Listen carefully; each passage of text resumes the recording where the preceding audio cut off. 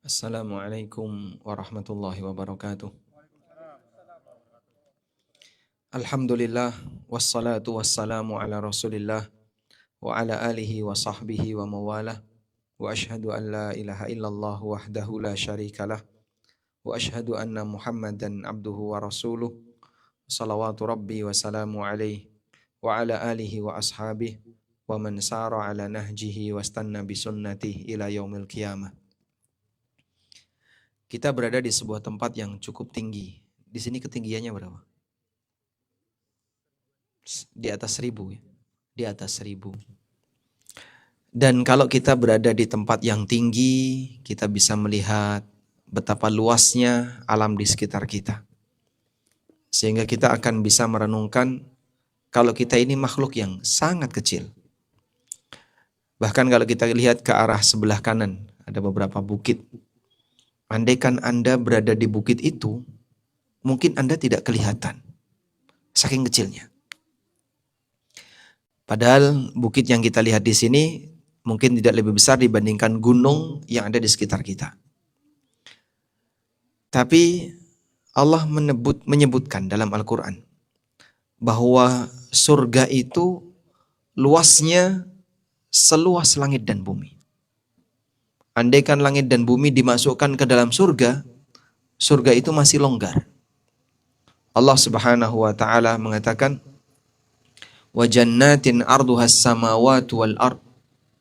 Surga yang luasnya seluas langit dan bumi. Kita jika dibandingkan dengan salah satu bagian kecil dari bumi, yaitu gunung, itu mungkin kita seperti debu. Maka yang jadi pertanyaan, makhluk setitik debu bahkan lebih kecil dari debu ini dibandingkan dengan langit dan bumi, akankah nggak dapat tempat di surga? Padahal surga demikian luas dan longgar, tapi ada manusia yang ukurannya jauh lebih kecil dibandingkan langit dan bumi, dia nggak dapat tempat di surga. Jadi itu kira-kira yang bermasalah yang mana? Kalau bukan karena diusir oleh Allah Subhanahu wa taala, maka seorang hamba akan bisa menempati surga. Saking luasnya surga. Tapi ketika dia diusir oleh pemilik surga, tidak diizinkan untuk masuk oleh pemilik surga, selamanya dia tidak akan bisa memasukinya. Untuk itulah, mari kita banyak mohon kepada Allah agar dimasukkan ke dalam surga. Allahumma inna nas'alukal firdaus. Ya Allah, kami mohon kepadamu, berikanlah kami surga firdaus. Dan untuk bisa mendapatkan surga butuh perjuangan yang serius. Karena balasan surga balasan yang sangat indah. Nabi SAW menggambarkan surga itu seperti bayaran yang diberikan oleh Allah kepada hambanya yang telah berusaha ketika di dunia. Dan beliau menyebut surga ini dagangan yang mahal.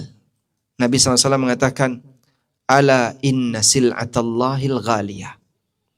Ketahuilah bahwasanya dagangan Allah itu mahal. Orang kalau ingin mendapatkan sesuatu yang mahal, barang branded misalnya, atau benda yang berharga, mungkin dia akan memperjuangkan untuk mendapatkannya dalam waktu yang lama. Nabung dulu, setelah dapat duit, disimpan, sampai kemudian setelah biayanya utuh, baru dia bisa belanja.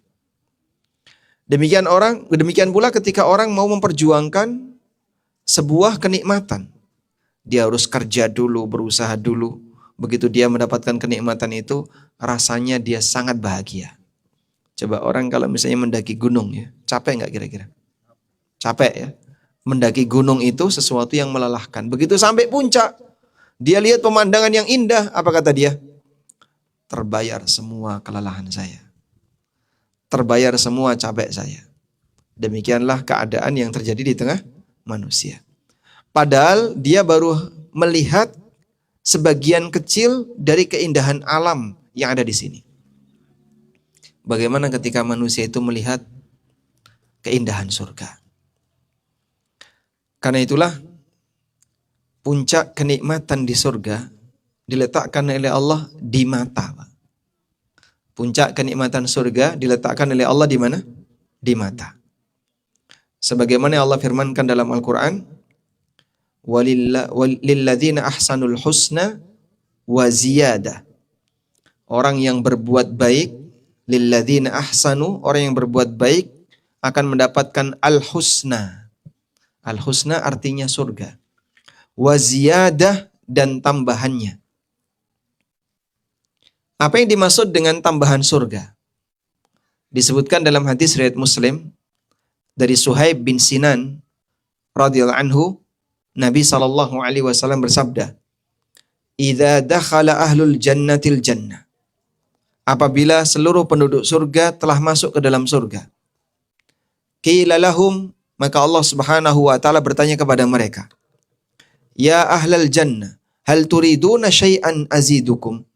Wahai penduduk surga, apakah kamu masih menghendaki kenikmatan tambahan yang akan aku berikan kepada kalian? Bapak bisa bayangkan ya, kalau ada tuan rumah yang sudah memberikan layanan kepada kita dengan layanan maksimal. Begitu Bapak datang langsung disambut, begitu disambut langsung dimasukkan ke dalam hotel yang mewah, semua fasilitas ada. Tapi tuan rumah masih menawarkan, kalau butuh sesuatu pencet bel ini saya datang. Kita pasti bilang apa? Kita akan merasa malu. Mau butuh apa lagi? Sementara semuanya sudah disediakan. Itulah sambutan yang diberikan oleh Allah kepada penduduk surga. Begitu mereka sudah masuk surga, maka Allah menawarkan kepada mereka, "Hal turiduna syai'an azidukum?"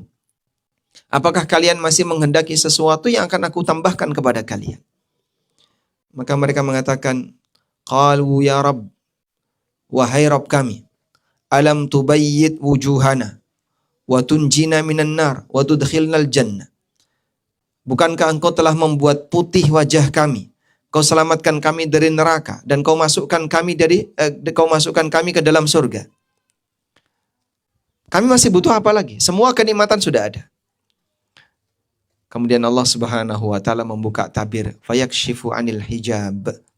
Fama u'tu syai'an ahabba ilaihim minan nadhri ila wajhi rabbihim. Kemudian Allah membuka tabir, dalam kondisi itulah mereka melihat wajah Allah dan tidak ada kenikmatan yang membuat mereka lebih bahagia melebihi kenikmatan ketika mereka melihat wajah Allah Subhanahu wa taala. Jadi misalnya seperti di tempat semacam ini ya, Anda bisa melihat alam yang pemandangan yang indah, pegunungan di sekitarnya, alam yang luas di KM Zero Sentul. Lalu Anda merasa ini bagus sekali. Kan kadang muncul perasaan saya ingin tinggal di sini. Andai kan tidak ada aktivitas yang harus saya kerjakan di kota, mungkin Anda akan lebih memilih tinggal di daerah-daerah pelosok, fasilitas sudah dipenuhi, dan sambil melihat pemandangan indah. Seperti itulah keindahan yang dilihat oleh mata manusia ketika di dunia. Dia sampai punya keinginan untuk tinggal di situ, untuk memilikinya. Bagaimana dengan keindahan zat yang menciptakan semua keindahan? Maka puncak keindahan adalah zat yang menciptakan semua keindahan, Allah Azza wa Jalla. Karena itu bersabarlah untuk memperjuangkan sebuah keindahan yang abadi, yaitu keindahan surga dan keindahan melihat zat yang maha indah, Allah Subhanahu wa taala. Nah, di kesempatan kali ini kita mau membedah buku. Alhamdulillah mungkin sebagian di antara jamaah sudah memiliki buku ini ya. Judulnya Mata Menata Wanita. Sebenarnya buku ini adalah sebuah modul yang kami tulis untuk workshop sehari khusus bagi ibu-ibu yang ingin memahami tentang apa sih yang harus dilakukan oleh setiap wanita ketika dia beribadah, ketika dia bersama keluarga, ketika dia bermuamalah, ketika dia bekerja, sampai ketika dia sudah tua. Nah, di buku ini kami membedah itu. Baik, karena materinya cukup panjang, namun waktunya terbatas, maka bagian yang akan kita kutip dari buku ini adalah bab yang kedua, yaitu kaidah wanita ketika beribadah. Silakan bagi yang punya buku, dibuka di halaman 7. Ada beberapa kaidah yang ditetapkan oleh syariat kita berkaitan dengan wanita ketika beribadah. Mohon dipahami, buku ini bukan fikih wanita. Kalau masalah fikih wanita lebih luas lagi dibandingkan hanya sebatas pembahasan kaidah. Sehingga buku ini hanya sebatas beberapa catatan berkaitan dengan ibadahnya wanita. Sekarang kita lihat. Pertama, wanita mendapatkan perintah untuk ibadah sebagaimana lelaki. Karena semua manusia diciptakan oleh Allah untuk beribadah kepadanya. Satu ayat yang insya Allah Bapak Ibu sudah sering membacanya. Wa ma khalaqtul jinna wal insa illa liya'budun. Tidaklah aku ciptakan jin dan manusia kecuali agar mereka beribadah kepadaku. Maka apa tujuan kita diciptakan? Jangan sampai kita nggak tahu. Karena terkadang orang itu bingung. Aku ketika diciptakan mau ngapain ya? Dia nggak tahu tujuan dia diciptakan.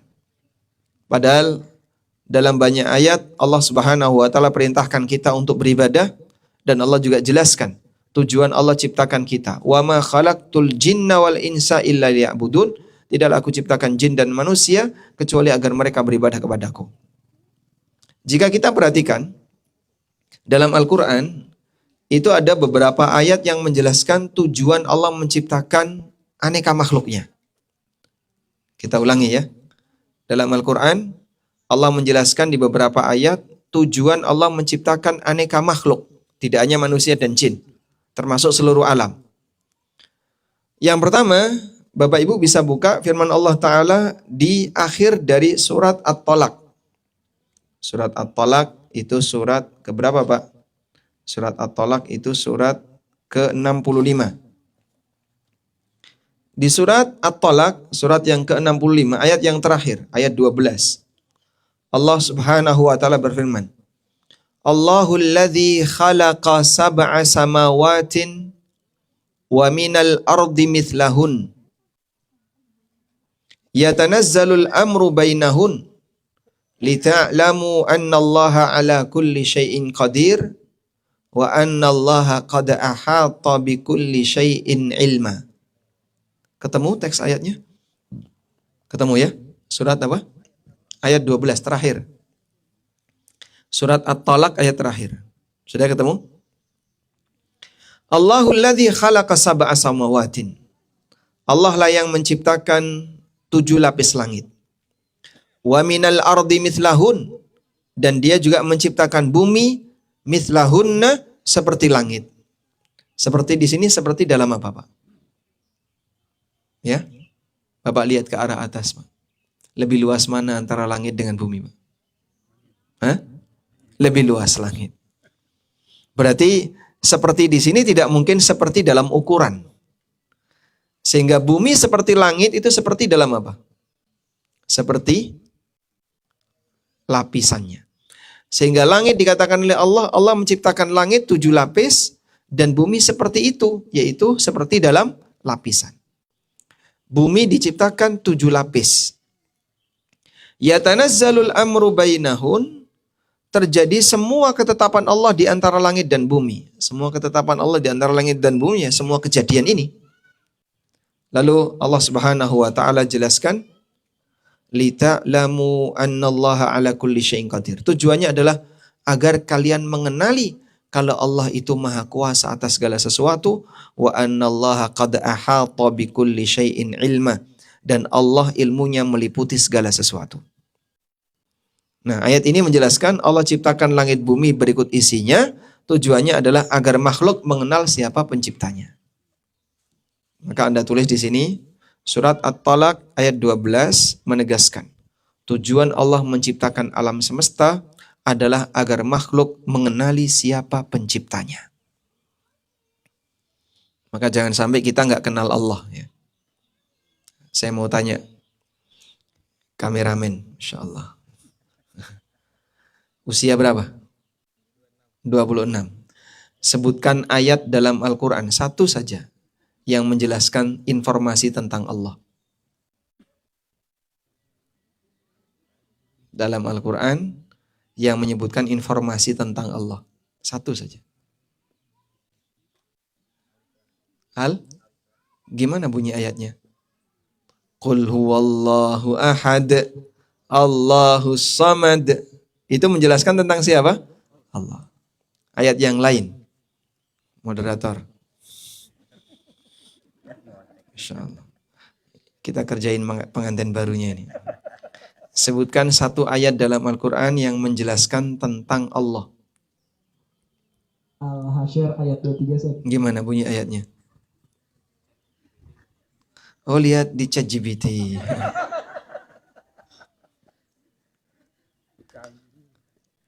Yang dihafal saja. Nggak usah jauh-jauh. Wallahul ladzi la ilaha illahu al-malikul quddus salam Al-mu'minul muhaiminul. Baik, alhamdulillah. Ayat yang lain, Pak. Alhamdulillahi rabbil alamin. Ar-Rahmanir Rahim. Hafal nggak, Pak? Ayat kursi? Dan kalau Anda lihat, ayat Al-Quran yang menjelaskan tentang Allah secara umum punya nilai keutamaan yang lebih dibandingkan ayat yang lain. Ayat kursi disebut oleh Nabi SAW sebagai a'dhamu ayatin fil Quran. Surat Al-Fatihah disebut sebagai Al-Quranul Azim. Qul huwallahu ahad senilai dengan sepertiga Al-Quran. Sehingga surat atau ayat yang menyebutkan tentang siapakah Allah, menjelaskan tentang Allah secara umum punya keutamaan yang lebih dibandingkan ayat yang lain. Maka seorang muslim tidak boleh tidak tahu ya. Coba sebutkan ayat yang menjelaskan tentang Allah. Bingung. Itu kalau nggak pernah bersentuhan dengan Quran, ya keadaannya seperti itu. Atau dia tidak paham dengan apa yang dia baca. Baik, jadi tujuan Allah menciptakan langit dan bumi berikut isinya apa tadi? Agar makhluk mengenal siapa penciptanya. Yang kedua, tujuan Allah menciptakan isinya yang berakal, yaitu manusia dan jin, adalah agar yang berakal ini beribadah kepadanya. Agar yang berakal ini beribadah kepadanya. Sebagaimana di surat Adz-Dzariyat ayat berapa? 56. Wa ma khalaqtul jinna wal insa illa liya'budun. Sudah? Bapak tulis ya. Yang kedua, tujuan Allah ciptakan makhluk berakal di dalam langit dan bumi adalah agar mereka beribadah kepada penciptanya. Yang ketiga, tujuan Allah menciptakan kehidupan dan kematian agar mereka melaksanakan tugas ibadah sebaik mungkin. Agar mereka melaksanakan tugas ibadah sebaik mungkin. Sebagaimana yang Allah tegaskan di surat Al-Mulk ayat yang kedua. Surat apa? Al-Mulk ayat yang kedua. Alladzi khalaqal mauta wal hayata liyabluwakum ayyukum ahsanu amala. Dialah zat yang menciptakan kematian dan kehidupan untuk menguji siapa di antara kalian yang terbaik amalnya. Sudah? Jadi ada berapa ini? 3 tujuan dasar Allah ciptakan alam berikut isinya. Pertama, agar isi alam mengenal siapa penciptanya, sebagaimana ditegaskan di surat At-Tolak ayat 12. Yang kedua, agar makhluk berakal di alam itu beribadah hanya kepadanya. Yang ketiga, agar mereka melaksanakan tugas itu sebaik mungkin. Sebagaimana ditegaskan di surat Al-Mulk ayat yang kedua. Dah? Ayat pertama dan kedua yang tadi kita sebutkan itu mewakili asyhadu alla ilaha illallah. Persaksian la ilaha illallah. Sehingga persaksian la ilaha illallah memberikan konsekuensi kenali siapa Allah. Dan apa tugasmu kepada Allah. Sedangkan ayat yang terakhir yaitu Al-Mulk ayat 2, tujuan yang ketiga tadi, ini mewakili syahadat Muhammad Rasulullah. Wa asyhadu anna Muhammadan abduhu wa rasuluh. Dan aku bersaksi bahwa Muhammad adalah hamba dan utusan Allah. Sehingga untuk yang ketiga ini menjelaskan tentang bagaimana cara ibadah yang benar. Karena ibadah yang benar itu diberi panduan oleh Allah melalui wahyu yang diberikan oleh Allah kepada Nabi Muhammad SAW.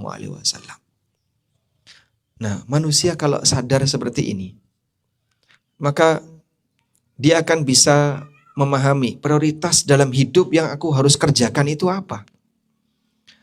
Fungsi kamu diciptakan untuk apa? Untuk mengenali Allah. Kau kenal siapa Rabbmu? Tidak tahu aku. Masa tidak tahu? Kemarin saya dapat informasi dari salah seorang teman. Ada orang tunarungu, Pak. Nah, saat tunarungu ini, seringkali dia melihat di masjid itu ada Allah Muhammad, jejer. Menurut pemahaman dia, Allah itu suami, Muhammad itu istri.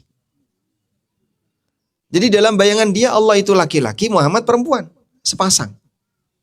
Karena itu yang sering dia lihat dalam tampilan-tampilan yang lain, ada foto suami, istri. Sehingga dalam bayangan dia, Allah itu suami, Muhammad itu istri. Sampai dia dijelaskan, enggak kayak gitu maksudnya. Masya Allah. Karena beliau itu narungu ya. Sehingga beliau enggak ngerti. Sebab enggak pernah mendengarkan penjelasan tentang seperti apa Allah Subhanahu wa ta'ala. Nabi Musa alaihissalam ketika beliau berdakwah kepada Fir'aun, pertama kali yang ditanya oleh Fir'aun adalah, wa ma rabbul alamin? Yang dimaksud Rabbul Alamin itu siapa wahai Musa? Kemudian Musa menjelaskan siapakah Rabbul Alamin. Dialah yang menciptakan seluruh alam. Dia yang mengatur seluruh alam. Malah ditertawakan sama Fir'aun.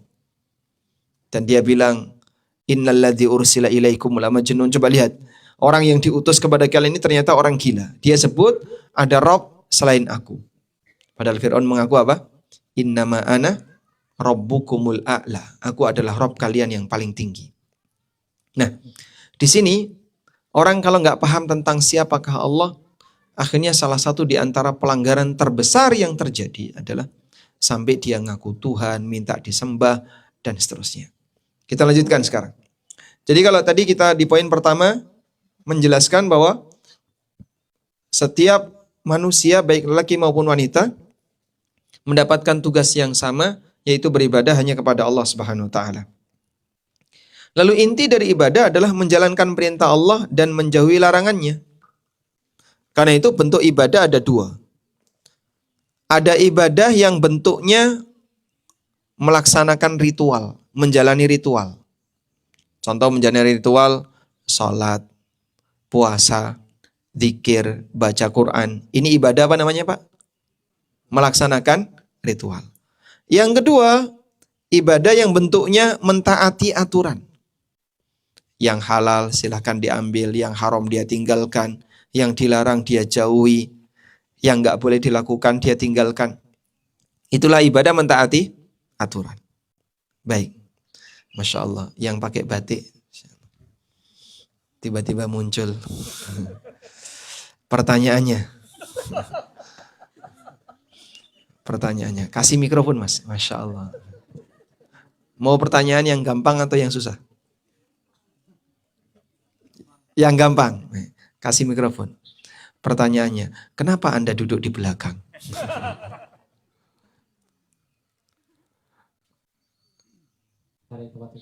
Cari tempat yang kosong, depannya kosong, silakan Mas. Boleh ke depannya, semua bertiga ke depan Mas. Nanti kalau di belakang tak tanya terus malah.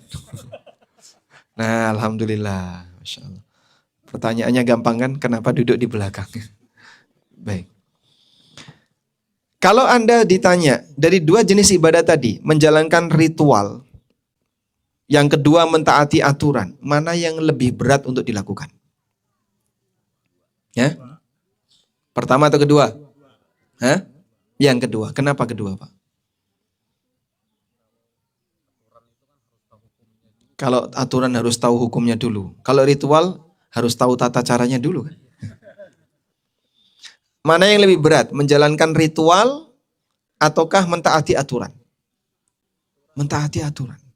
Kenapa Anda bisa jawab demikian? Kenyataannya banyak yang gagal. Sehingga kalau ada orang misalnya rajin sholat, rajin puasa, tapi di saat yang sama dia suka ngambil barang orang, mengambil harta haram, transaksi riba, ada nggak kayak gitu Pak? banyak. Sehingga dia kadang utang bank riba untuk haji. Berarti dia beribadah ritual tapi melanggar aturan. Ada juga misalnya orang yang dia rajin ibadah ritual tapi koruptor. Ada Pak? Banyak. Dia rajin puasa, rajin qiyamul lail, rajin ibadah, rajin zikir. Tapi dia koruptor. Kok ada seperti itu Pak? Nah itulah dia berhasil di ibadah ritual tapi gagal di ibadah taat aturan. Ada juga ibu-ibu yang mungkin dia rajin sholat, rajin puasa, tapi nggak pakai jilbab. Ketemu nggak? Ternyata banyak. Sehingga dia untuk ibadah ritual rajin. Tapi taat aturan, suruh pakai jilbab, dia nggak mau. Dia suka membuka aurat, banyak. Ada juga orang yang rajin puasa, tapi di saat yang sama, gibah lancar. Ada? Banyak. Sehingga dia ibadah ritual berhasil, tapi gagal taat aturan. Makanya, satu hal yang perlu dicatat baik-baik dalam batin setiap muslim. Ibadah ritual menjadi tidak ada artinya kalau dia tidak taat aturan. Saya ulangi ya. Ibadah ritual menjadi tidak ada artinya ketika yang bersangkutan tidak taat aturan. Contohnya Pak, Nabi SAW pernah menyebutkan tentang manusia yang berpuasa tapi nggak dapat pahala. Beliau bersabda, "Rubba sha'imin hadduhu min siyamihi al-ju' wal atas." Betapa banyak orang yang berpuasa tapi dia tidak mendapatkan hasil dari puasanya selain lapar dan haus. Selain lapar dan haus. Kemana pahalanya? Hilang. Hilang kemana? Karena orangnya ketika puasa dia tidak taat aturan. Sehingga saat dia berpuasa banyak maksiat. Puasanya tidak dijaga dengan baik. Lisannya tidak dijaga. Pandangan matanya tidak dijaga. Akhirnya puasanya rusak. Maka dikatakan Nabi SAW, banyak orang yang berpuasa tapi dia nggak dapat apapun selain lapar dan haus. Nabi SAW juga pernah mengatakan, "Man lam yada' qawla zur wal amala bihi fala hajata lillah min ayyada'a ta'amahu wa syarabah." Siapa yang tidak bisa meninggalkan ucapan dusta atau amalan yang nggak benar, maka Allah nggak butuh dia meninggalkan makan minumnya. Allah nggak butuh puasanya. Sebabnya apa? Dia tidak taat aturan. Nabi SAW juga pernah menyebutkan, ada orang yang berangkat haji, tapi dengan menggunakan harta haram, dengan menggunakan cara yang salah. Begitu dia mengucapkan labbaik Allahumma labbaik, faqala Allah Ta'ala, Allah membalasnya dengan mengatakan, la labbaika wa la sa'daik, gak ada labbaik untuk kamu. Bayangin, ini dia datang sebagai tamu Allah, tapi ditolak oleh yang tuan rumah. Sehingga dia mengucapkan labbaik Allahumma labbaik. Allah merespon la labbaika wa la sa'daik. Enggak ada labbaik untuk kamu. Karena dia datang dengan harta haram, dia datang dengan cara yang salah, dan seterusnya. Mohon maaf, masih banyak orang yang ketika praktek haji, tapi pakai nyogok. Kok bisa Pak? Ya karena nggak normal. Pakai visa yang bukan visa haji ya. Kalau visa haji kan ada dua pilihan. Murah tapi nunggu lama. Mahal, lebih cepat. Tidak normal, nyogok. Ada tiga ini. Pilihan yang pertama, murah tapi nunggu lama. Yang reguler. Agak cepat tapi mahal. Haji plus. Yang nggak normal, dia nyogok. Ada visa amil, visa apa lagi? Visa visitor, ya. Visa apa? Multiple dan seterusnya. Dan itu kalau nggak normal pasti nyogok. Nah, seperti itukah yang seharusnya dilakukan oleh seorang muslim ketika dia beribadah? Mas, kalau mau beribadah kepada Allah, lakukan yang benar. Jangan pakai cara yang justru mengundang murka Allah Subhanahu wa taala. Selanjutnya, catatan yang kedua, baru sampai yang kedua ya. Pesan, perintah, dan larangan itu ada dalam penjelasan Al-Quran dan hadis Nabi SAW. Karena itu, Setiap orang berkewajiban untuk belajar agar dia bisa mengenali apa saja tugas dia sebagai hamba. Berarti tugas pertama bagi orang yang mau beribadah itu apa? Kau harus pelajari bagaimana cara beribadah yang benar. Allah Ta'ala berfirman, Utlu ma uhiya ilaika minal kitab. Bacalah kitab yang Allah wahyukan kepadamu. Di ayat yang lain, Wa anzalna ilaika dzikra litubayyina lin-nasi ma nuzzila ilaihim. Dan kami turunkan kepadamu adz-dzikra, yaitu Al-Quran, agar kamu menjelaskan kepada manusia apa yang telah diturunkan kepada mereka. Sehingga di sini Allah jelaskan, tujuan Allah ciptakan manusia adalah untuk beribadah, lalu Allah kasih bimbingan beribadah. Sederhananya kayak gini ya. Kita diperintahkan untuk beribadah. Tapi bagaimana cara beribadah? Allah tidak membebaskan kita untuk nyari sendiri. Kamu harus manusia. Kamu manusia, harus beribadah.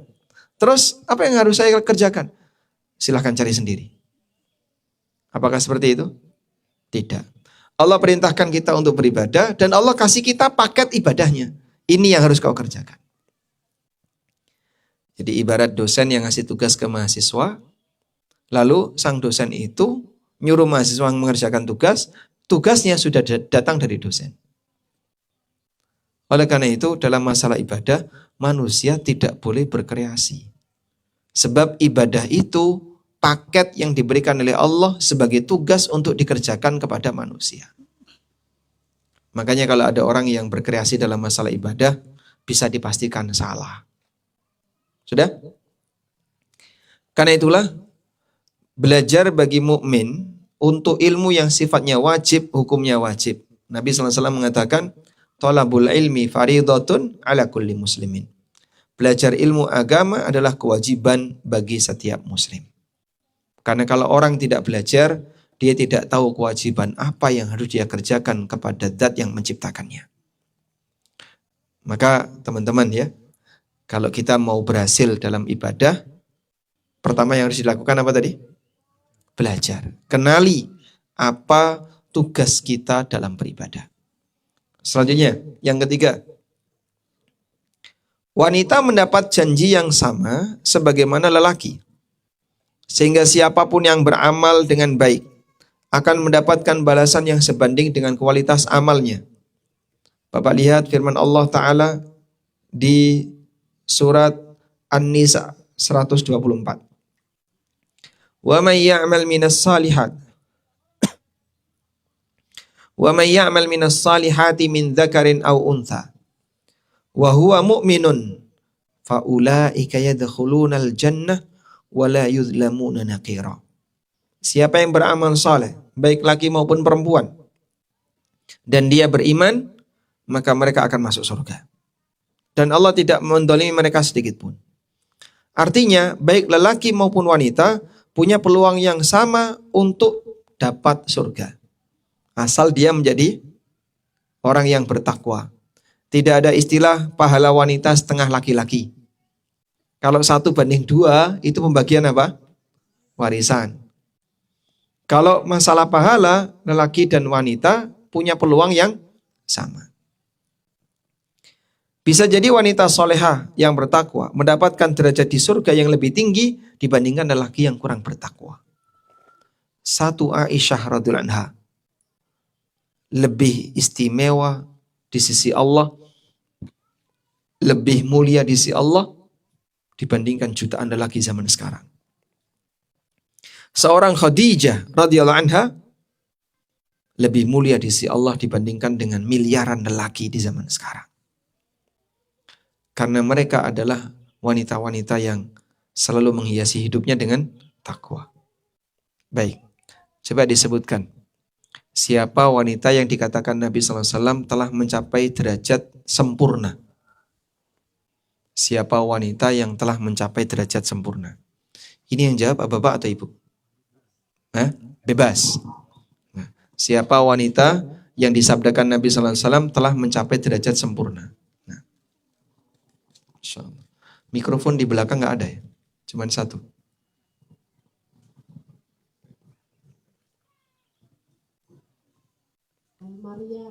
Dan Asia.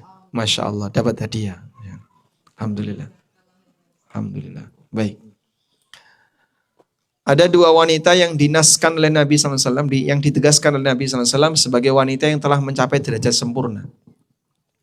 Beliau mengatakan, kamala minar rijali kathirun, walam yakmul minan nisa illa Maryam wa Asiyah imra'atu Fir'aun. Lelaki yang sempurna itu banyak. Sementara wanita yang sempurna hanya ada dua. Siapa? Maryam dan Asiyah istrinya Fir'aun. Masya Allah. Kenapa mereka sudah mencapai derajat sempurna? Dijelaskan oleh para ulama, mereka sudah sampai pada titik akhlaknya sempurna, tawakalnya sempurna, ibadahnya sempurna, ketaatan kepada Allah sempurna. Sebagaimana para nabi. Padahal wanita ini bukan nabi. Nah, apakah kita bisa memungkinkan untuk bisa derajat itu, mendapatkan derajat itu? Sangat mungkin. Di saat Anda melakukan perjuangan yang serius untuk bisa pada titik menjadi wanita-wanita yang unggul dalam masalah akhlak dan seterusnya, kalaupun tidak sampai pada titik sempurna, minimal mendekati ke arah sempurna. Mendekati ke arah sempurna. Karena perjuangan kita untuk jadi orang baik tidak dibatasi oleh waktu. Selanjutnya, yang keempat. Keterbatasan wanita dibandingkan lelaki ketika di dunia menyebabkan kualitas ibadah mereka tidak lebih banyak dibandingkan lelaki. Terutama karena haid, sehingga mereka tidak bisa sholat. Nabi SAW pernah bersabda, "Wa ma ra'aitu minna kisati aqlin wa dinin." Aku tidak pernah melihat kaum yang kurang akal dan agamanya. Yang dimaksud siapa di sini? Wanita. Aku tidak pernah melihat ada makhluk seperti wanita yang kurang akal dan agama, aghlaba lidhi lubbin. Tapi bisa mendominasi seorang lelaki yang berakal. Minkunna dibandingkan kalian wahai para wanita.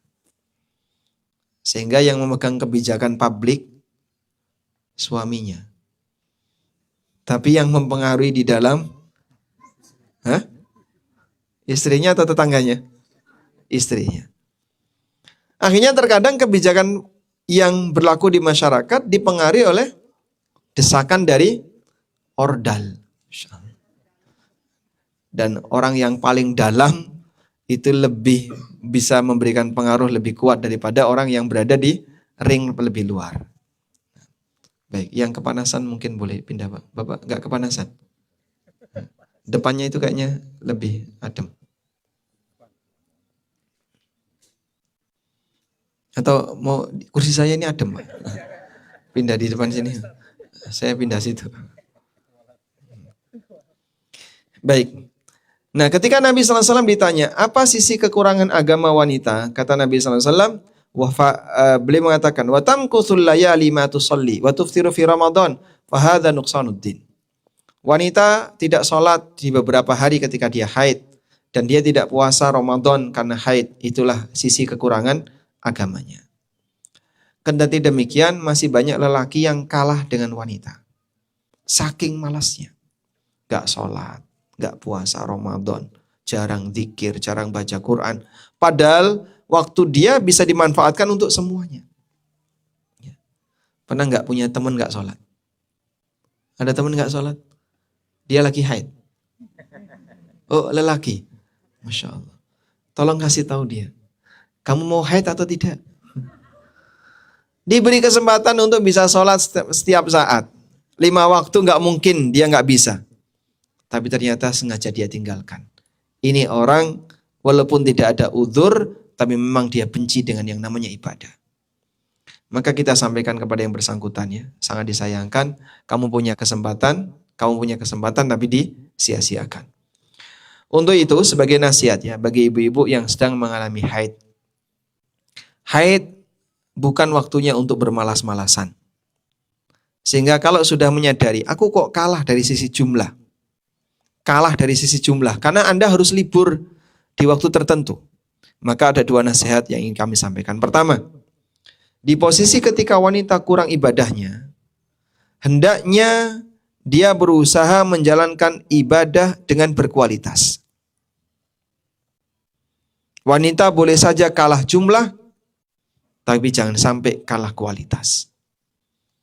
Nah, pada saat Anda tidak sedang haid, kalau sholat yang serius, mumpung tidak haid.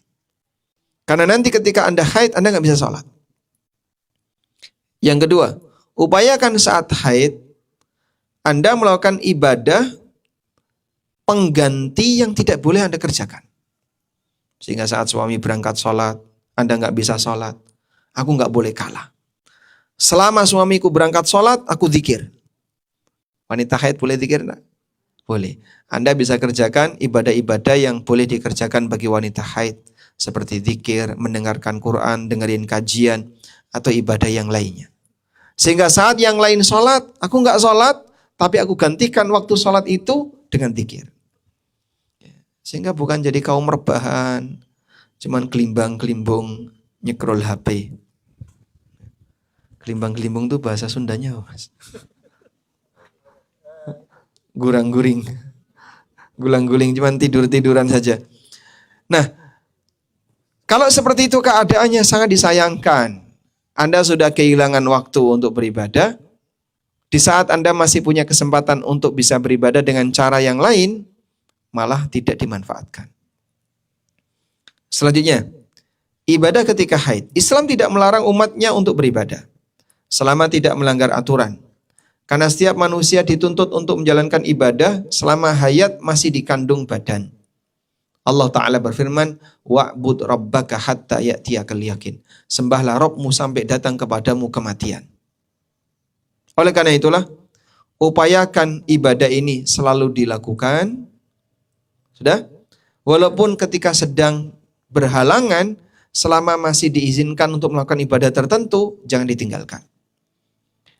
Beberapa ibadah yang tidak boleh dilakukan bagi wanita haid. Kita sebutkan di sini ya. Jadi wanita haid tidak dilarang untuk beribadah. Wanita haid hanya dilarang melakukan sebagian ibadah. Kami ulangi. Wanita haid tidak dilarang untuk beribadah, namun dilarang melakukan sebagian ibadah. Nah, ibadah apa saja yang dilarang untuk dilakukan bagi wanita haid? Pertama, sholat. Jelas ya. Yang kedua, puasa. Yang ketiga, tawaf di Ka'bah. Wanita haid tidak boleh tawaf di Ka'bah. Berarti boleh sa'i, Pak. Ya, kalau belum tawaf kan tidak mungkin sa'i. Sebab urutannya habis tawaf, baru sa'i. Karena kemarin ada salah satu jamaah yang sedang haid di hotel. Ya. Aku sampai kapan harus nunggu seperti ini? Ya kan sampai suci. Boleh nggak tak cicil sa'i dulu? Karena kan tidak boleh tawaf. Kalau kamu sa'i dulu, nanti kamu tawaf, habis tawaf sa'i lagi. Karena sa'i sebelum tawaf itu sama dengan sujud sebelum ruku. Mungkin nggak sujud sebelum ruku? Tidak mungkin. Urutan sholat gimana? Ruku dulu, i'tidal baru sujud. Selanjutnya. Tentang tawaf di Ka'bah dilarang bagi wanita haid. Ini pernah disebutkan oleh Nabi SAW. Aisyah waktu haji bersama Rasulullah SAW. Begitu sampai di daerah Sarif, beliau mengalami haid. Padahal Sarif sama Mekah itu ya, kalau kata orang Jawa tinggal sak plintengan. Itu ibarat Depok dengan mana? Dengan Jakarta Selatan, dengan Cibubur. Udah deket banget. Di tempat itu Aisyah haid. Padahal tinggal sebentar lagi sudah sampai Mekah. Akhirnya beliau nangis. Kemudian ditenangkan oleh Nabi SAW. Kenapa kamu nangis? Apakah kamu haid? Iya. Lalu Nabi SAW mengatakan, dzaka syai'un qad katabahu Allahu ala banati Adam. Haid itu adalah ketetapan yang telah Allah berikan untuk seluruh putri Adam. Jadi yang mengalami seperti ini bukan cuma kamu. Wanita yang lain juga mengalaminya. Kamu nggak usah terlalu sedih. Lalu Nabi SAW mengatakan, faf'ali ma yaf'alul hajj ghaira alla tatufi bil baiti hatta tadhuri. Silakan kamu lakukan apapun seperti yang dilakukan oleh jamaah haji, tapi kamu tidak boleh tawaf sebagaimana yang dilakukan oleh yang lain sampai kau suci. Sehingga wanita haid dilarang oleh Nabi SAW untuk tawaf. Maka wanita haid ketika haji boleh wukuf di Arafah, boleh mabit di Musdalifah, boleh lempar jumroh di Mina, boleh ini, boleh ini. Begitu tawaf nanti dulu. Tunggu sampai suci. Makanya tawaf ifadah nggak ada batas waktu. Jadi kalau haji itu kan dari mulai tanggal berapa? Tanggal 8 Dzulhijjah. Sudah mulai apa? Tarwiyah. Tanggal 9 wukuf di Arafah. Tanggal 10 ada 4 amalan. Melempar jumrah, menyembelih, kemudian cukur, tawaf ifadah. Nah, ini wanita yang sedang haid hanya nggak boleh yang terakhir, tawaf ifadah. Terus nunggu sampai kapan, Pak? Ya, tidak ada batas waktu akhir. Sehingga tawaf ifadah tertunda sebulan itu boleh. Tapi kalau lempar jumrah, batas akhirnya sampai tanggal 13 Dzulhijjah. Hari pertama cuma 1 lemparan jumrah, yaitu jumrah Aqabah saja. Hari kedua nanti 3 jumrah ula wusta Aqabah. Hari ke-12 juga sama, 13 juga sama. Nah, wanita haid boleh melakukan itu. Ifadahnya boleh tertunda. Baik. Kemudian menyentuh mushaf. Wanita haid tidak boleh menyentuh mushaf. Tapi kalau baca, pendapat yang lebih kuat boleh. Berarti gimana, Pak? Baca tapi tidak boleh menyentuh mushaf. Ya, hafalan. Gak hafal, Pak, cuman inna atau inna. Saya surat yang lain gimana? Berarti Anda silahkan baca tanpa menyentuh teks, tanpa menyentuh mushaf. Kalau pakai HP, Pak, boleh, asal Anda tidak menyentuh teksnya. Sehingga ibu kalau megang HP seperti ini dalam posisi haid boleh. Tapi di sini kalau ada teks Qur'annya, Anda hindari bersentuhan.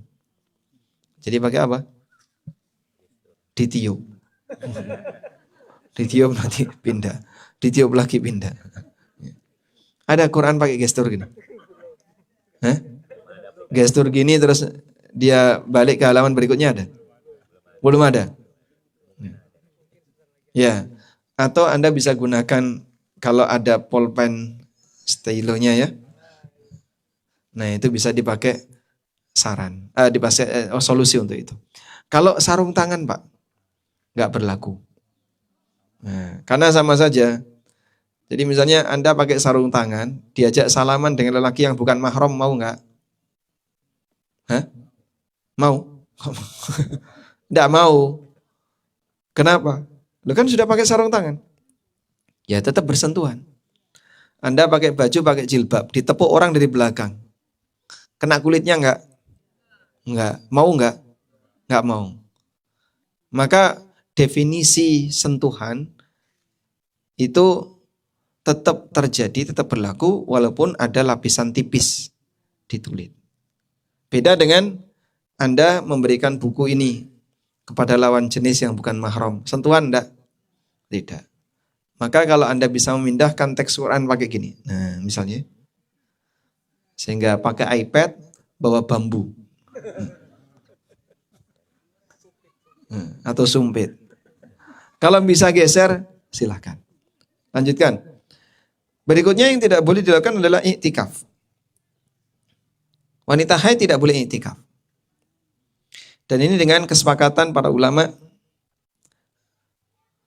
Karena wanita haid statusnya sama sebagaimana orang yang hadas besar.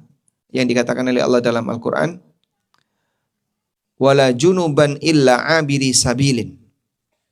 Dan orang yang junub kecuali jika dia hanya lewat di masjid. Maka wanita haid juga tidak boleh menetap di masjid. Tidak boleh iktikaf di masjid. Nah, ada orang Jakarta, rombongan, sekeluarga ke Jogja. Untuk iktikaf di sebuah masjid di Jogja. Ya, suami istri, anak laki-laki, sama anak perempuan yang sudah balik. Ya. Dapat 1 hari anak perempuannya yang sudah balik ini haid. Pulang semua.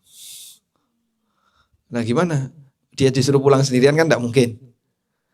Akhirnya mereka semua ini pulang semua. Nggak jadi iktikaf. Karena 1 orang yang haid.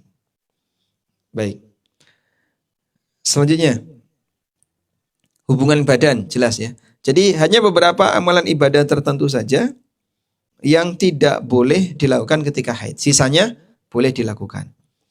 Di buku saya sebutkan ada 8 jenis amalan ya, yang bisa dilakukan ketika haid. Kita bacakan secara ringkas. Membaca Quran tanpa menyentuh. Kemudian boleh menyentuh ponsel atau tablet yang ada konten Qurannya. Kemudian berzikir dan berdoa. Membaca zikir mutlak sebanyak mungkin. Membaca subhanallah, alhamdulillah. Belajar ilmu agama, seperti membaca buku-buku Islam, mendengarkan ceramah, bersedekah, infak, dan kegiatan sosial. Yang ke-8, menyampaikan kajian, sekalipun harus mengutip ayat Al-Quran. Sebatas berdalil, boleh. Tapi kalau sampai menyentuh teks Quran, dilarang. Wallahu a'lam. Baik, selanjutnya. Pada asalnya, tata cara ibadah wanita sama sebagaimana tata cara ibadah lelaki. Saya ulangi ya. Pada asalnya, tata cara ibadah wanita sama sebagaimana tata cara ibadah lelaki. Oleh karena itu, kalau ditanya, cara sholat wanita dengan lelaki sama atau beda, Pak? Sama. Kenapa, Pak? Sebab Nabi SAW ngasih panduan. Wasallu kama ra'aitumuni usalli. Kerjakanlah sholat sebagaimana kalian melihatku sholat. Nabinya lelaki. Sementara umatnya ada lelaki, ada perempuan. Maka untuk umatnya yang perempuan, ngikuti nabinya yang laki-laki. Sehingga sujudnya wanita itu tangannya digabung ataukah dibentangkan ke samping. Ya? Dibentangkan ke samping. Kalau Anda sholat sendirian, kanan kirinya tidak ada orang, maka Anda sujud dengan tangannya dibentangkan ke samping. Kalau Anda sholat berjamaah, maka tangannya sejajar dengan pundak. Tidak membentang ke samping, tapi tidak dirapatkan. Dan ini alasan yang cukup kuat untuk pendapat yang mengatakan bahwasanya cara sholat wanita sama sebagaimana cara sholat lelaki. Sebab kita semuanya, baik laki maupun perempuan, adalah umat Nabi Muhammad Sallallahu Alaihi Wasallam. Selanjutnya, ada satu kaidah. Tolong dibuka di halaman 19. Nabi Sallallahu Alaihi Wasallam memberikan pernyataan. Ini termasuk kaidah penting dalam masalah fikih. Rasulullah SAW bersabda, Innaman nisa'u syaqaiqur rijal. Hadis yang paling atas itu, halaman 19. Ketemu enggak? Sudah? Bunyinya gimana? Innaman nisa'u syaqaiqur rijal. Syaqaiq itu bentuk jamak dari kata syakik. Syakik artinya belahan. Saudara itu namanya akhun syakik. Saudara kandung. Sudah? Nabi SAW mengatakan wanita itu saudara kandungnya lelaki. Nah, ini jadi dalil utama bahwa hukum yang berlaku bagi lelaki juga berlaku bagi perempuan. Karena wanita itu saudara kandungnya lelaki. Paham ya? Dari mana kamu tahu? Karena Nabi SAW mengatakan An-nisa'u syaqaiqu ar-rijal. Dan itu hadis yang jadi kaidah. Wanita itu saudara kandungnya lelaki. Makanya kalau orang Jawa menyebut istri itu dengan sebutan garwo, si garin nyowo. Karena separuh milik suami, separuh milik istri. Baik. Lanjutannya, gak usah dihafal ya, itu ya. Hafalkan hadisnya tadi ya. An-nisa'u syaqaiqur rijal. Karena itu aturan agama yang berlaku bagi lelaki pada asalnya juga berlaku bagi wanita. Nabi SAW mengungkapkan sebagaimana layaknya saudara kandung. Mereka punya aturan dan hak yang sama dalam syariat, kecuali jika ada dalil yang membedakan. Nah, bagian yang dibedakan jangan disamakan. Bagian yang disamakan jangan dibedakan. Anda tulis di bawahnya atau di catatan di samping buku ya. Menyamakan yang beda adalah kezaliman, membedakan yang sama juga kezaliman. Menyamakan yang beda Apa Pak? Kezaliman. Membedakan yang sama juga kezaliman. Sehingga adil itu menyamakan yang sama, membedakan yang beda. Itulah adil. Karena itu misalnya, jatah warisan anak laki dan perempuan. Secara syariat gimana? Ya, 2:1. Dibedakan ya, 2:1. Lu kan sama-sama anak. Anak laki-laki anak, anak perempuan juga anak. Kenapa dibeda-bedain? Iya memang sama-sama anak. Masalahnya jenis kelaminmu beda. Dan Allah mengatakan, walaysa dzakaru kal untha. Lelaki itu tidak sama dengan wanita. Maka siapa yang ngeyel tetap ingin mendapatkan jatah yang sama? Loh aku sama, dia juga anak, aku anak. Walaupun laki dan perempuan. Gak bisa seperti itu. Karena anak perempuan telah ditetapkan oleh Allah dalam masalah warisan mendapatkan jatah yang berbeda dengan lelaki. Siapa yang tetap menyamakan berarti dia dolim. Ya, sekarang kan ada upaya-upaya seperti itu ya. Terutama yang dilakukan oleh kaum-kaum feminis. Sehingga mereka beranggapan atau memperjuangkan kesamaan yang berlaku bagi laki dan perempuan. Ya, sehingga tidak ada istilah istri harus taat kepada suami. Yang benar istri taat suami, suami taat istri. Terus gimana itu? Ya bingung. Karena tidak ada yang jadi pemimpin. Padahal Allah menegaskan ar-rijalu qawwamuna 'alan nisa. Selanjutnya, poin yang ke-7, ini penting ya. Di antara perbedaan ibadah wanita dengan lelaki, tugas wanita lebih terbatas di rumah. Berbeda dengan lelaki yang dominan ibadahnya di luar rumah. Seperti sholat jamaah, Jumatan, jihad di medan perang, menjadi khatib dalam kegiatan berjamaah kaum muslimin, dan seterusnya. Sehingga lelaki wajib keluar rumah. Ibadahnya lelaki banyak di luar rumah. Karena lelaki gerakannya lebih fleksibel. Berbeda dengan wanita. Kalau wanita lebih banyak di dalam rumah. Coba lihat di sini. Nabi SAW pernah menyebutkan bagaimana syarat seorang wanita bisa masuk surga dari pintu manapun yang dia inginkan. Beliau bersabda, "Idza shallatil mar'atu khamsaha wa shamat syahraha wa hassanat farjaha wa ata'at zaujaha." Apabila wanita itu salat 5 waktu, jaga puasa, menjaga kehormatannya, taat kepada suaminya, qila laha, maka disampaikan kepadanya, udkhulil jannata min ayyi abwabil jannati syi'ti. Monggo silakan ibu mau masuk surga dari pintu manapun. Apa syaratnya tadi? Bisa diulang? Menjaga sholat 5 waktu, jaga puasa Ramadan, menjaga kehormatan, taat kepada suami. Dipersilahkan mau masuk surga dari pintu manapun, monggo silahkan. Itu kan luar biasa ya. Dan 4 ibadah ini dominan di mana Pak? Di dalam rumah. Nah ini menunjukkan bahwasanya prestasi wanita adalah prestasi yang diperjuangkan di posisi dia tidak diekspos. Maka wanita yang berprestasi bukan wanita yang tampil di mimbar, bukan wanita yang suka kowar-kowar, bukan wanita yang ahli orator, tapi dia lebih banyak di dalam. Baik. Sehingga hadis ini dalil wanita lebih banyak terbatas di rumah. Amalan wanita untuk bisa mendapatkan surga dari pintu manapun adalah amalan yang dikerjakan di rumah. Catatan ke-8. Salat terbaik bagi wanita. Salat terbaik bagi wanita dikerjakan di masjid. Dari Ummu Humaid, beliau pernah mendatangi Nabi SAW, menyampaikan keinginannya untuk salat berjamaah bersama Nabi SAW. Lalu Nabi SAW mengatakan, "Qad alimtu annaki tuhibbina as-salata ma'i wa salatuki fi baitiki khairun min salatiki fi hujratiki."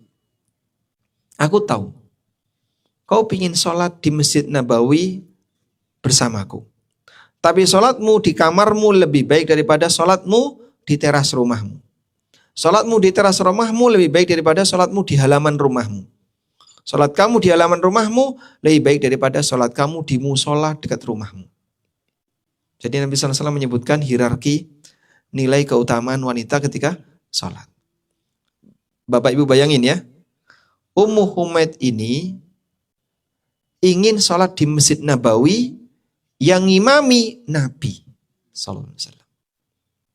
Tapi itu disarankan oleh Nabi SAW, kamu sholat di rumahmu lebih baik daripada sholat di sini. Padahal yang imami siapa? Nabi SAW. Bagaimana dengan masjidnya bukan Masjid Nabawi, yang imami fales kalau baca Quran, yang imami solehnya wallahu a'lam, maka tidak bisa dibandingkan dengan kondisi yang dialami oleh Ummu Humaid. Kendati demikian, Nabi SAW menyarankan kepada Ummu Humaid, lakukan sholat di rumah. Maka disebutkan dalam riwayat, Ummu Humaid memerintahkan agar dibuatkan musola di dalam rumahnya yang paling dalam dan paling tersembunyi. Kemudian beliau sholat di dalam situ sampai wafat. Dan demikianlah sahabiat ya. Mungkin kalau kita kan banyak ngeyel, tapi, banyak tapinya. Sahabat ketika mendapatkan perintah, mereka hanya mengatakan sami'na wa ata'na tanpa tapi. Langsung diikuti. Maka wanita ini ingin sholat di Masjid Nabawi, diimami oleh Nabi SAW. Nilai keutamanya tentu sangat besar. Namun Nabi SAW menyatakan bahwa sholat di rumah lebih afdal baginya. Kalau berjamaah di rumah boleh nggak Pak? Jika bisa silahkan dimanfaatkan. Sebab wanita ketika sholat berjamaah di rumah, dia mendapatkan keutamaan yang lebih dibandingkan ketika sholat sendiri. Lalu sama siapa Pak sholat jamaah di rumah? Dengan pembantunya, dengan putrinya, dengan siapa lagi? Bahkan dengan tetangganya juga boleh. Maka tetangganya main ke tetangga sebelahnya, terus sholat berjamaah berdua atau bertiga. Sehingga tetap bisa menjaga sholat jamaah, tapi terbatas di rumah. Wallahu a'lam. Nah ini yang terakhir nih ya. Tentang sholat sambil ngomong anak. Boleh nggak sholat sambil gendong anak? Boleh. Nabi SAW pernah melakukannya ya. Beliau pernah sholat sambil gendong Umamah. Umamah itu anaknya siapa? Umamah anaknya siapa? Angkat tangan. Siapa yang tahu orang tuanya Umamah? Boleh? Silakan googling dulu. Siapa nama orang tua Umamah? Zainab binti Muhammad. Zainab bintu Muhammad SAW. Siapa nama bapaknya? Aduh lupa. Siapa ya? Siapa Abu ya? Umamah. Masya Allah. Lupa saya namanya. Zainab Ummu Umamah, suaminya Abu Umamah. Masya Allah. Baik. Dapat hadiah. Bapak dapat hadiah juga. Masya Allah. Hah? Oh tidak menjawab pertanyaan. Jadi nggak jadi hadiahnya. Oh kalau dikasih mau.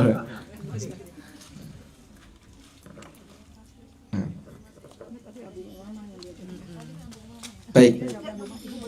Nah, saat Umamah digendong oleh Nabi SAW ketika sholat, waktu ruku atau sujud Umamah ditaruh.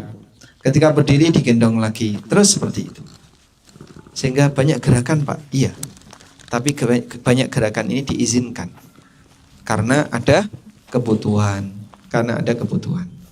Selanjutnya. Rasulullah SAW juga pernah ngimami sholat jamaah. Lalu beliau mendengar ada bayi yang nangis. Kemudian beliau meringankan sholatnya. Nah ini menunjukkan bahwasanya ada ibu-ibu bahwa bayinya ikut sholat berjamaah di belakang Nabi SAW.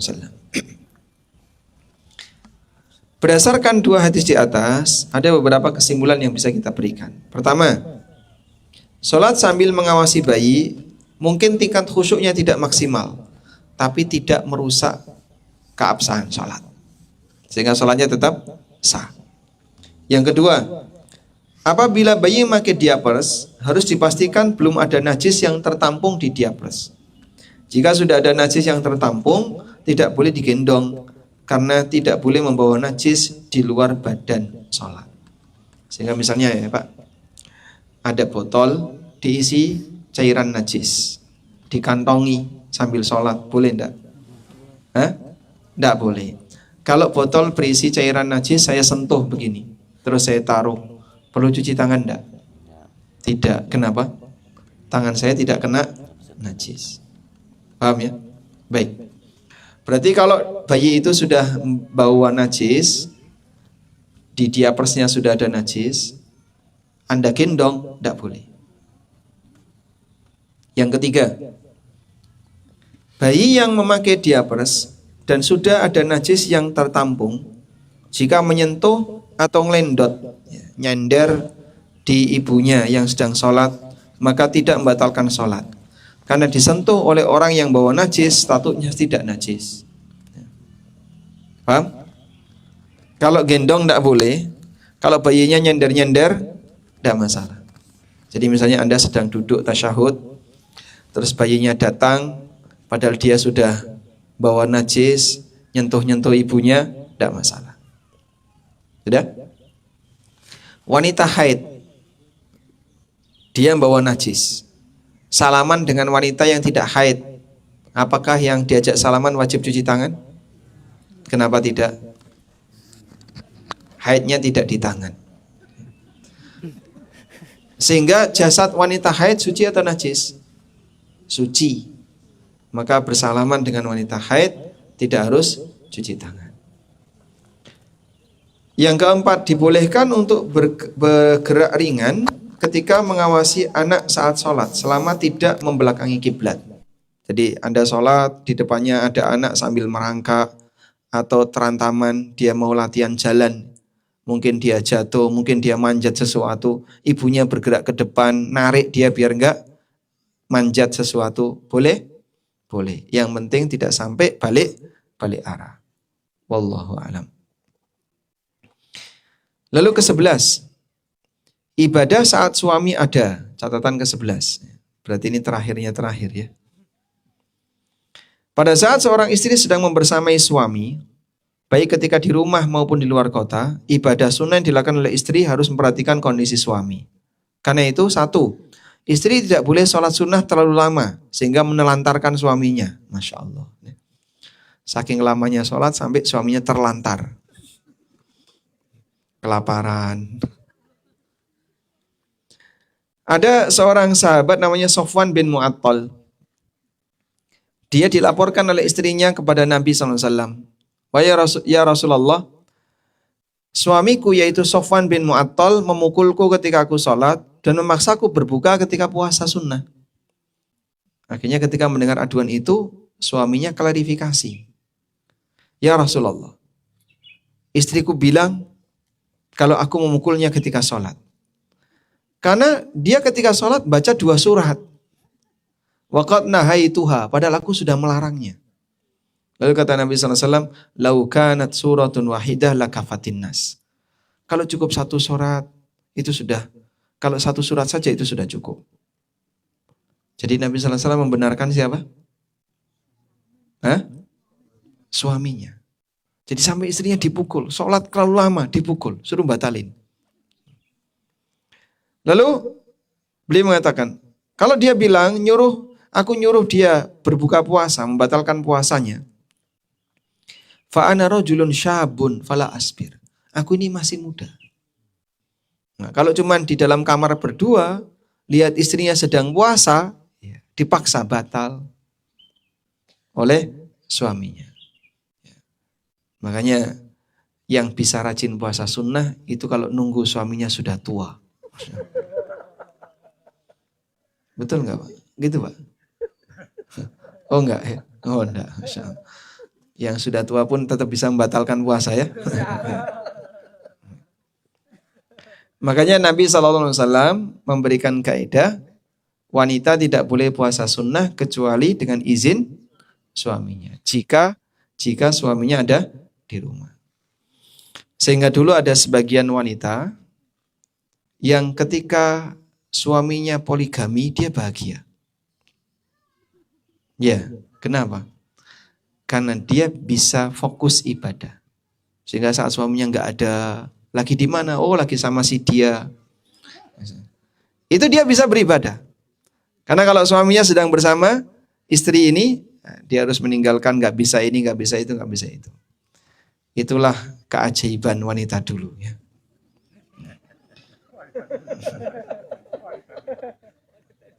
Wallahu alam.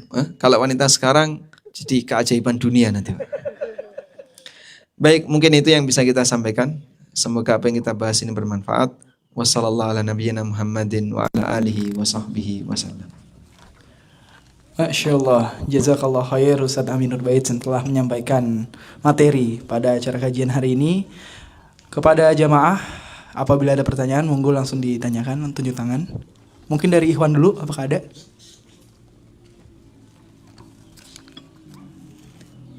Gak ada Ikhwan? Akhwat? Oke.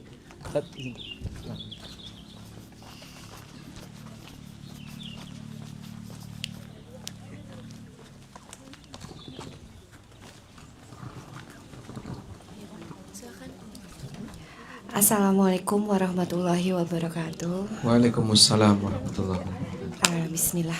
Ustadz, Afwan bertanya, akhir-akhir ini kan isu yang sangat populer itu bahwa wanita harus menolak patriarki ya. Dimana saya juga agak bingung gitu definisi patriarki, karena katanya yang wanita yang terlalu patuh pada suaminya itu berarti dia mengizinkan suaminya patriarki gitu. Nah, bagaimana pandangan Islam tentang patriarki ini, Ustadz? Itu aja pertanyaannya. Assalamualaikum warahmatullahi wabarakatuh. Waalaikumsalam warahmatullahi wabarakatuh. Di antara yang perlu kita sadari begini ya, semakin jauh dari zaman kenabian, pengaruh syubhat itu makin besar. Dan syubhat itu sasarannya adalah bagaimana syariat Islam ini bisa dikritik dan disalahkan. Sehingga dianggap sebagai syariat yang tidak relevan dengan kehidupan zaman. Karena sudah diturunkan 14 abad silam, sudah sudah nggak relevan lagi untuk diterapkan di zaman sekarang. Ada juga yang dia banyak mengkritisi syariat Islam dari sisi ajaran A, dari sisi ajaran B. Kadang kan orang tuh komentar miring tentang ngapain sih makan kok harus pakai 3 jari. Kalau segolodeh gimana? Kalau nasi asem, sayur asem, kalau apa lagi? Kalau sayur ini gimana? Masa harus pakai 3 jari? Kamu mengomentari makan pakai 3 jari, tapi giliran ada orang makan pakai sumpit, diam saja dia. Mana yang lebih sulit? 3 jari atau sumpit? Sumpit. Sehingga ada orang makan pakai sumpit. Oh, itu kan budaya mereka, Pak. Kita hargai. Nah, terus kenapa makan pakai 3 jari dipermasalahkan? Nah, tapi kalau nanti nggak bisa dipegang pakai 3 jari, coba makan sayur asem pakai sumpit. Nasi, sayur asem ya, pakai sumpit. Bisa? Nggak bisa.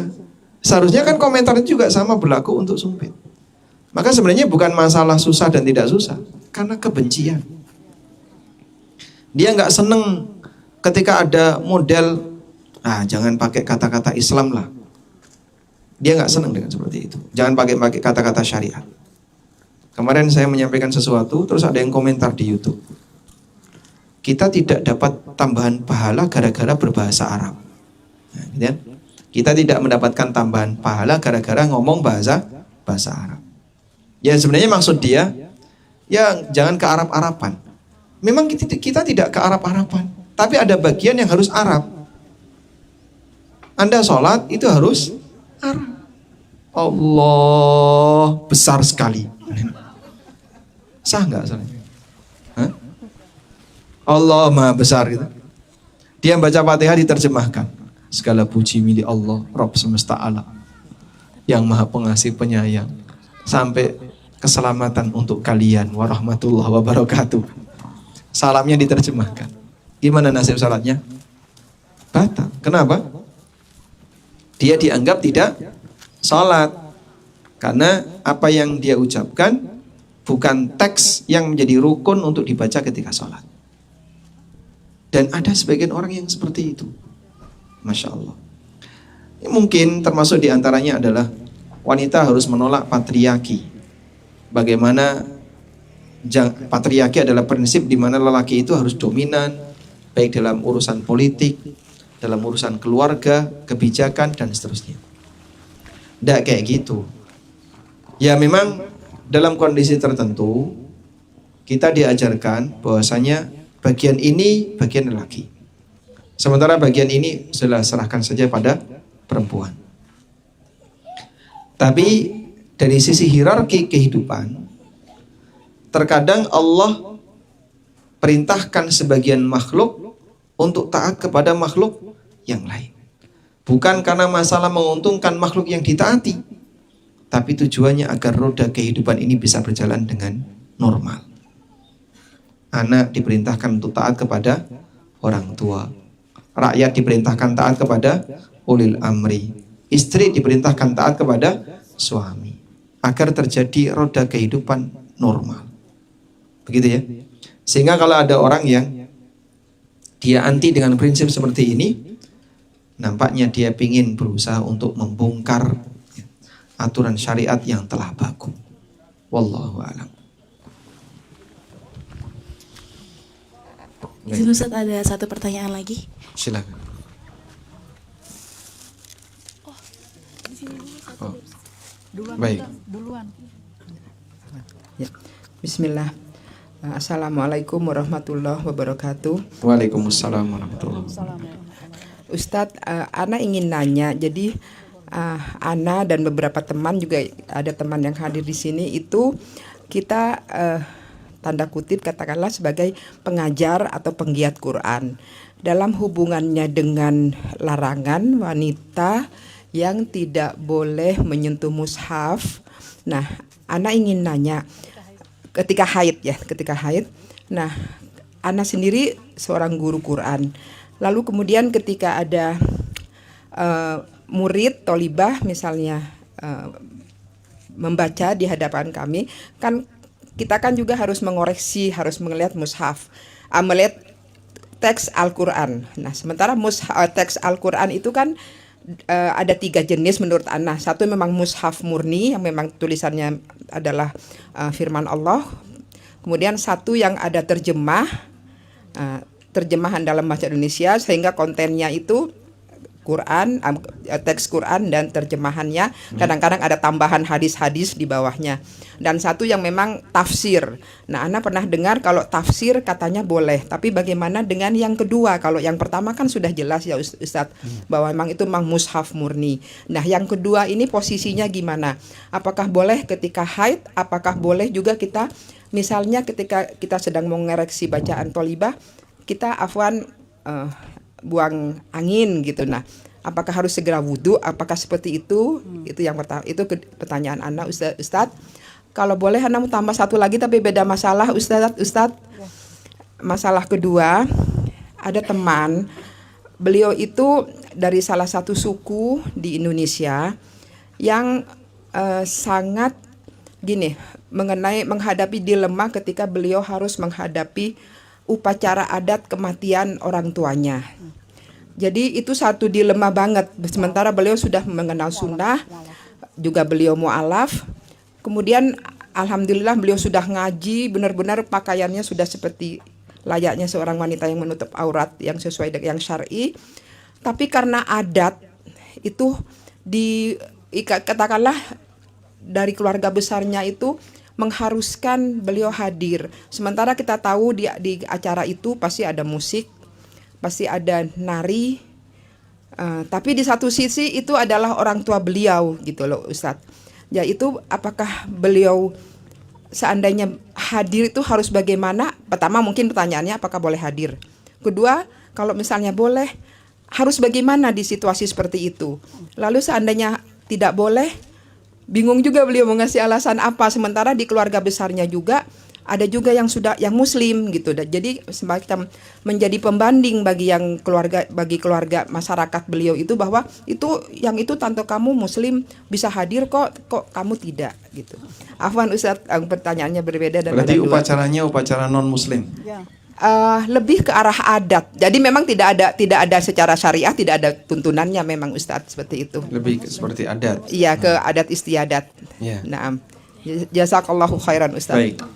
Untuk yang pertama, boleh nggak wanita haid menyentuh Quran terjemah? Kalau kitab tafsir, wanita haid boleh menyentuh. Kenapa? Seperti buku ini ya.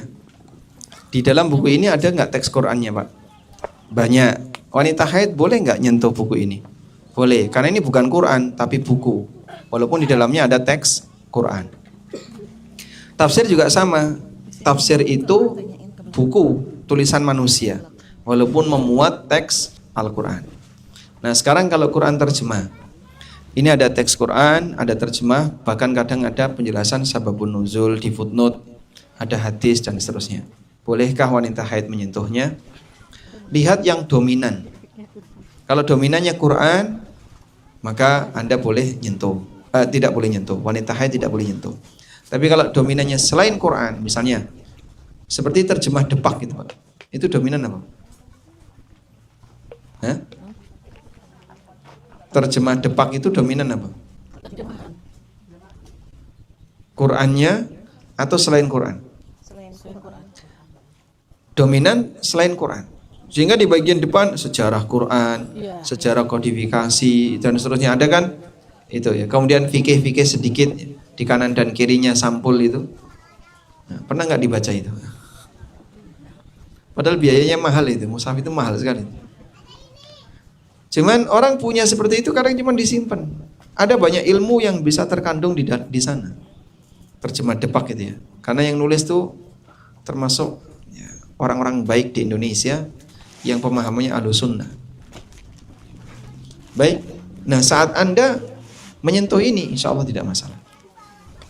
Karena menyentuh kitab yang bukan Al-Quran, bukan mushaf Quran, hukumnya boleh. Wallahu a'lam. Kemudian yang kedua berkaitan dengan posisi seorang mukmin yang dia berhadapan dengan anggota keluarganya yang punya budaya tertentu, tapi dalam budaya itu bertentangan dengan syariat Islam. Apa yang harus dilakukan? Ya ada dua pilihan. Pertama, terus terang. Kedua, cari aman. Kalau dia cari aman, sehingga dia tidak terus terang, mungkin itu akan dia alami selamanya. Tahun ini dia ngalami, nanti tahun depan berulang lagi, tahun depan berulang lagi. Tapi kalau dia terus terang, mungkin akan beresiko dia dikucilkan dan seterusnya. Nah, dulu ketika Islam baru datang, Allah perintahkan kepada Nabi SAW untuk dakwah dengan sir. Sehingga pelan-pelan dari satu orang ke satu orang berikutnya. Begitu ada perintah fasda' bima tu'mar. Tegaskan apa yang diperintahkan. Sampaikan terang-terangan apa yang diperintahkan. Nah, barulah mulai muncul permusuhan. Tapi itu konsekuensi yang tidak akan mungkin bisa dihindari. Maka di posisi ketika Anda harus berterus terang, ya sampaikan. Saya gak ngikuti kayak gini. Tapi saya akan tetap berbuat baik kepada kalian dari sisi yang lain. Tapi untuk upacara seperti ini, ya saya gak ikut. Baik, kadang boleh, ini teman-teman yang nonton secara live ya, kita sampaikan. Masyarakat kita dalam menyikapi itu gak adil. Ada seorang dai rajin sholat jamaah 5 waktu tertib bersama kaum muslimin yang lain yang sholat jamaah. Dan suatu ketika dai ini diundang untuk acara peringatan kematian, nggak datang, disingkirin oleh masyarakat. Padahal masyarakat ini nggak pernah datang ke masjid sholat 5 waktu, dai ini nggak pernah nyingkirin mereka. Kan nggak adil. Begitu kan? Beliau itu tetap baik sama kalian walaupun mereka nggak pernah datang sholat 5 waktu. Bahkan kadang Jumatan nggak datang. Kalau masyarakat kita mau adil, mana yang lebih penting untuk dijaga? Kumpul sholat jamaah atau kumpul peringatan kematian? Hah? Kumpul sholat jamaah. Sepakat. Sebab ini dulu di zaman Nabi SAW jadi standar kemunafikan. Yang nggak sholat jamaah munafik. Di zaman Nabi SAW.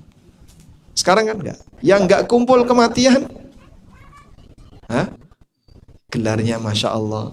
Ya. Ada yang digelari A, digelari B. Gak adil. Seharusnya kan yang nggak sholat jamaah, berarti dia diboikot. Dulu nggak sholat jamaah itu diboikot.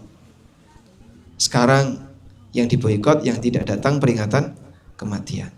Maka standar umat Islam berubah. Di zaman sahabat yang tidak datang jamaah itu diboikot. Sampai Nabi SAW kan pernah nyuruh, punya rencana ya, mau nyuruh seseorang, udahlah kamu yang jadi imam, adzan qomat, aku tak cari rumah mana yang si lelakinya tidak datang jamaah, akan aku bakar. Sampai kayak gitu. Nah itu kalau di zaman sekarang diterapkan kan, Masya Allah, banyak yang ribut nanti. Ya, makanya dalam hal ini kita perlu menyadari bahwasanya sebagaimana mereka nggak datang sholat jamaah dan mereka tetap disikapi baik, seharusnya kan mereka berimbang.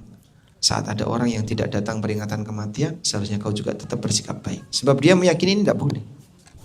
Nah, cuman di tempat kita kan nggak mau tahu. Ya. Maka sing waras ngalah.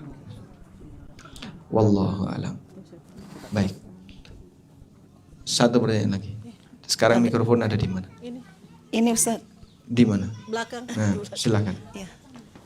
Silakan. Assalamualaikum Ini warahmatullahi wabarakatuh. Waalaikumsalam. Mau tanya Ustadz, kan dalam pernikahan suami istri itu dosa istri tanggung sama suaminya. Nah kalau misalnya yang saya tanyakan, kalau misalnya seorang suami itu sudah sakit-sakitan atau dalam kutip stroke, tidak normal lagi fisik dan mentalnya, itu masih dibebani nggak untuk menanggung dosa istrinya? Syukran. Wassalamualaikum warahmatullahi wabarakatuh. Waalaikumsalam warahmatullahi wabarakatuh. Benar nggak dosa istri ditanggung suami? Dosa anak ditanggung orang tua? Dosa jamaah ditanggung ustadz? Dosa umat ditanggung sang penebus dosa? Apakah benar seperti itu? Jawabannya salah 100%. Al-Quran menegaskan wala taziru waziratun wizra ukhra. Seseorang tidak nanggung dosa orang lain. Maka nggak ada ceritanya dosa istri ditanggung suami, dosa anak ditanggung orang tua, dosa masyarakat ditanggung ustadz, dosa umat ditanggung nabi. Tidak ada istilah seperti itu. Masing-masing menanggung dosanya sendiri-sendiri. Bahkan dalam Taurat juga ada penegasan demikian. Kok Ustadz tahu kalau dalam Taurat ada seperti itu? Sebab Al-Quran menyebutkan isi Taurat sebagian. Allah Subhanahu wa taala berfirman di surat An-Najm, "Am lam yunabba bima fi suhufi Musa wa Ibrahim alladzi waffa alla taziru waziratun wizra ukhra wa allaysa lil insani illa ma sa'a." Apakah tidak diberitakan kepada mereka tentang isi suhuf Musa dan isi suhuf Ibrahim? Apa isinya? Alla taziru waziratun wizra ukhra. Seseorang tidak nanggung dosa orang lain. Wa allaysa lil insani illa ma sa'a, dan seseorang tidak mendapatkan pahala kecuali dari apa yang telah dia kerjakan. Maka tidak ada istilah nanggung dosa orang lain. Kecuali begini. Istrinya berbuat jahat, suaminya mendukung. Maka yang kayak gini gimana? Suami turut berdosa, walaupun istri juga berdosa, maka mereka bersama-sama kerjasama dalam dosa.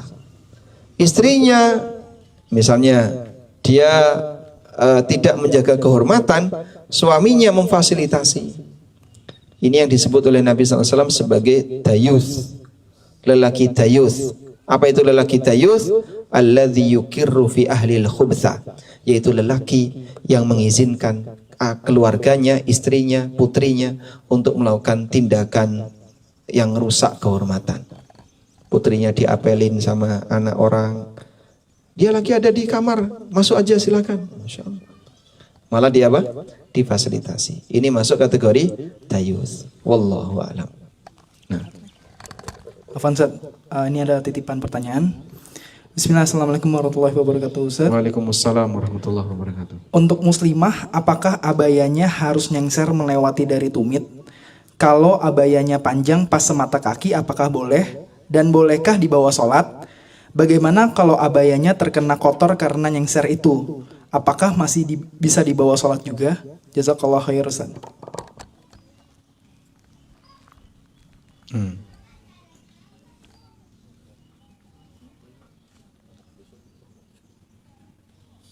Baik.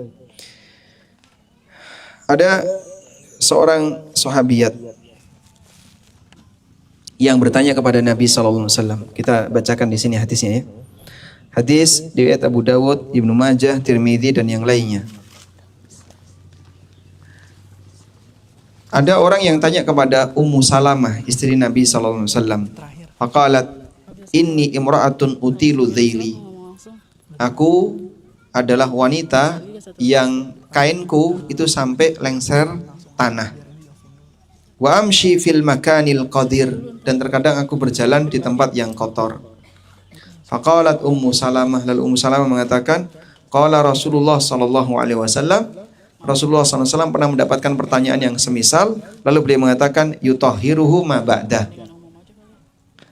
Tanah setelahnya akan membersihkan kotoran yang terkena di tanah sebelumnya. Yutahhiruhu ma ba'dah.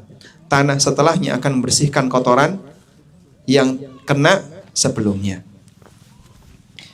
Kemudian hadis ini statusnya hadis yang sahih, dan ini menunjukkan bahwasanya wanita itu ketika dia memakai pakaian sampai nyentuh tanah, itu sudah menjadi pakaian para ummahat masa silam.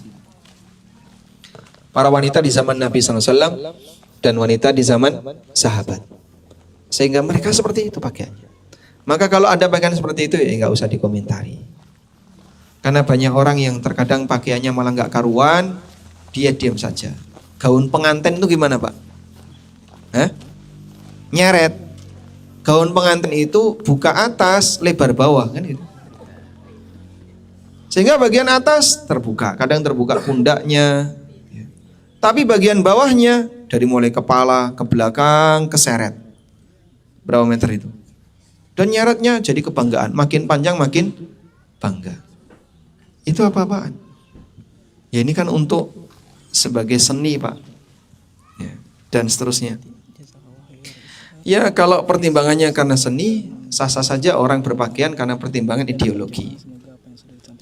Karena ideologi ini mewarnai dalam semua kehidupan. Wallahu a'lam. Masya Allah, jazakallah khairan Ustadz Aminur Baitz. Barakallahu fiik telah menyampaikan kajian ini dengan sangat amat luar biasa. Insya Allah semoga Allah selalu menjaga Ustadz beserta keluarga. Masya Allah, bukan luar biasa, Mas. Biasa di luar. Biasa. Masya Allah. Dan semoga kepada jamaah apa yang sudah disampaikan oleh Ustadz Ami, materi yang tadi Masya Allah luar biasanya atau biasa di luar, dapat kita implementasikan di kehidupan kita sehari-hari. Amin amin ya rabbal alamin. Alhamdulillah telah usai kajian kita pada hari ini. Semoga Allah menjaga kita semua. Semoga kita dapat berkumpul di tempat KM Zero di acara kajian selanjutnya. Insya Allah KM Zero akan mengadakan agenda kajian 1 bulan sekali. Insya Allah untuk informasi kajian akan kami sampaikan secepatnya. Secepatnya. Barakallahu fikum, jazakumullahu khairan. Wassalamualaikum warahmatullahi wabarakatuh.